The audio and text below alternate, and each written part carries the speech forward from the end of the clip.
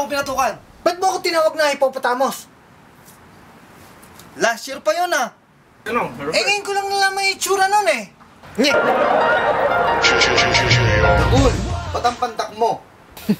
Kasi bata pa ako. Ulila na ako eh. Ano namang connection nun sa pagiging pantak mo? Wala kasi nagpalaki sa akin eh. Nye! Tao ba to? Hindi! Lugar ba to? Hindi! Bagay ba to? Oo! Gamit sa bahay? Oo! Matalim ba to? Oo! Ginagamit pang hiwa ng sibuyas at bawang? Oo! Pass! Di ko alam eh. Ay! Tulungan mo ako!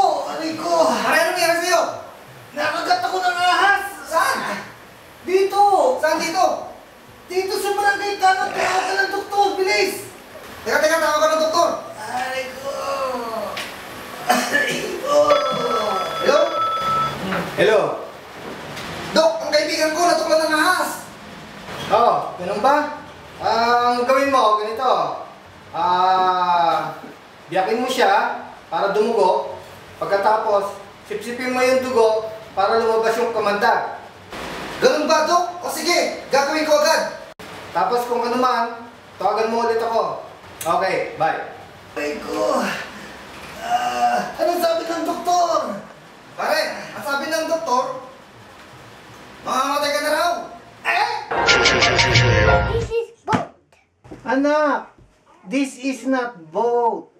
This is a yacht. Spell yak, Daddy.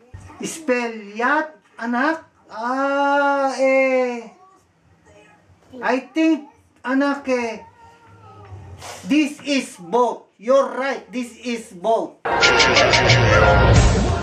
Diba anak, nag-aaral ka sa French school, di marunong ka mag-French. Yeah? O sige, susubukan kita ha. Kung marunong ka talaga mag-French. Ano sa French ang flower? Pa. Oh, ang galing naman. Ano naman sa French ang goodbye? Babu.